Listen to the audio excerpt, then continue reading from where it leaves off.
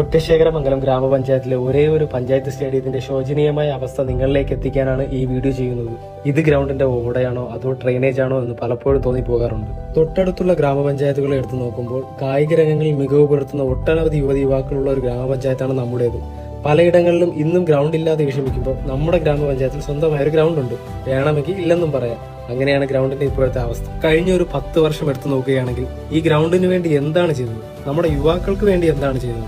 തൊട്ടടുത്തുള്ള ഗ്രൗണ്ടുകളിൽ നൂതന സാങ്കേതിക വിദ്യകളോടെ ഹൈമാസ്റ്റ് ലൈറ്റും ഗ്യാലറികളും പണിതീർത്തപ്പോൾ നമ്മുടെ ഗ്രൗണ്ടിന്റെ അറ്റകുറ്റപ്പണികൾ ചെയ്യുവാൻ പോലും അധികാരികൾക്ക് സമയമില്ല.